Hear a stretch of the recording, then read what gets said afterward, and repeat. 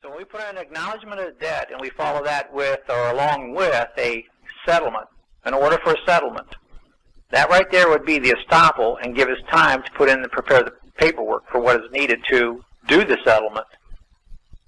And how we're going to do the settlement.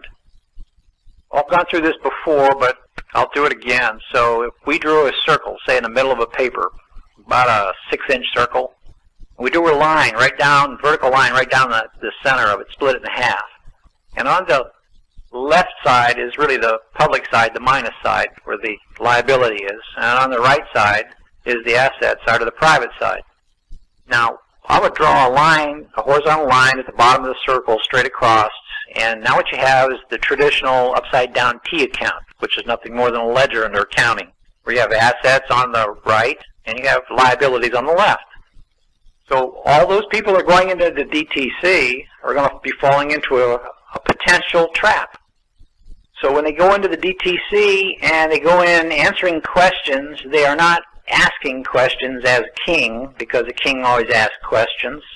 So it's asking questions as king. So the one who asks the question is the king.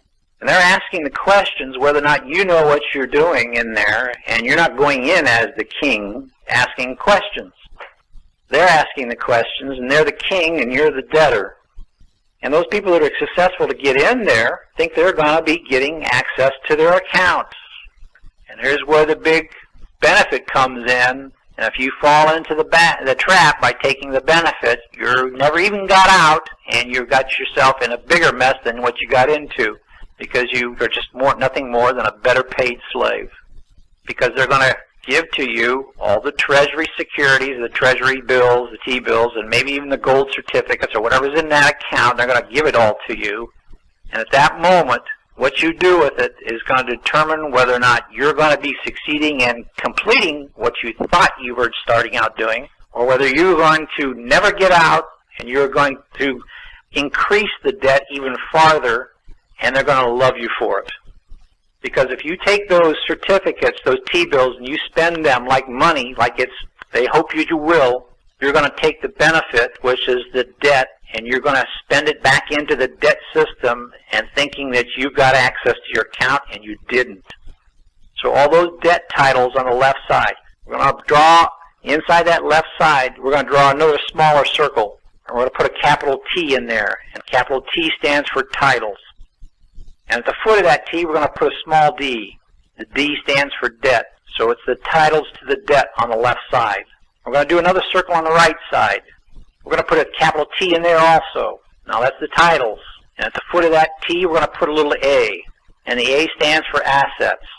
So it's the titles to the assets. Now if you take those titles to the debt on the debt side and you spend them, you're just going to create more debt, double debt, paying debt, and you can't pay debt with debt. It just keeps mounting up, and that's why they're loving you. And you're creating more problems than you realize. You're putting the final clinches on the whole collapse of this whole thing. But if you treat it as a trust, and you take the title and you draw a line from the TD up to, now we're going to draw another circle at the top, and we're going to put SM in there. That's the straw man account. We're going to take and merge the titles. We're going to move the title, the TD, and we're going to draw an arrow to that SM.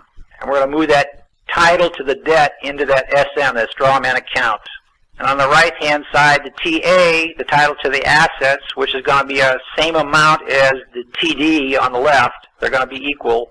We're going to move that title. We're going to draw a line up from that TA up into that SM straw man account. Now what we've done is we've settled the accounts. In effect, we're closing it. You've got the assets equaling the debts. And what happens when you take a minus and a plus and bring it together? Well, it discharges on the public side, and it sets off on the private side. You bring the account to zero. But here's the thing. 1 penny of real money, lawful money, on the private side will discharge all debts, all fiction money on the liability side. So if I fell into the trap and used those titles to the debt as money, I never did collapse the trust. I never did terminate the trust. Trust still exists. But if I move both titles to the debt into the straw man and the titles to the assets, the strawman accounts terminates. The trust purpose has been fulfilled. There is no trust. And what happens when the trust is terminated? The trustee must wind it up. He winds up the trust and he terminates the trust. In other words, he has to disperse the funds. The real money, still being held in private, minus, say, 1 penny. So now, what we're going to do from the remainder, let's back up a little bit. We're going to, after we gave the order for the settlement, we're going to give an order for the discharge on the public side. We're going to give an order for the set-off on the private side. And we're going to give an order to set up a new trust on the private side. And once that strawman account is closed, the remainder from that account is going to be transferred into the new trust. And that new trust you're going to get a whole total different kind of credentials for. The strawman account with his capital names, with all the accounts associated with him, are eliminated. They're gone. They're terminated. Period. All your electric bill accounts and everything in that way will no longer exist. But you're going to form a new trust, another account, and you're going to have the remainder of that assets being put into that. And that's going to remain on the private side. Then you're going to come back over and you're going to order a new trust to be set up on the public side, an LLC, say, for example. You're going to order the Treasury to do the trade or whatever they're going to do to generate the interest held on the property or the assets held in private, and to deposit that interest and that LLC on the public side.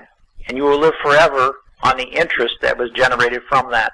And as long as you just use that interest to purchase goods and service, that the goods and service that you purchase are consumed by the real man held in private, as long as you don't conduct a business with that account, that new LLC, you won't be commingling your funds again, and you won't be creating any new debt. So in effect, you've taken care of the war debt, taken care of all past debts, and you've paid all present, and you've paid all future debts that may be in the future. And you've discharged them on the public side and set them off on the private side. And the remainder was transferred into this new account on the private side, which was generating interest on a new LLC on the public side, and that interest is placed into that.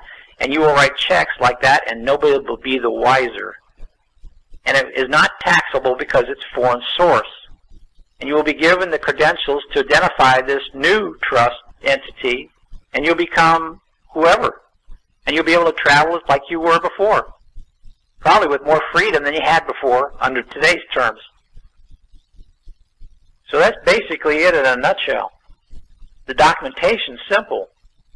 As long as we do due process and notify all parties, and they will never answer back, because they never have. Because if they did, they'd be acknowledging the debt themselves, and it would stop the prescription. So we have to go and ask questions, because the one asking questions as king is king.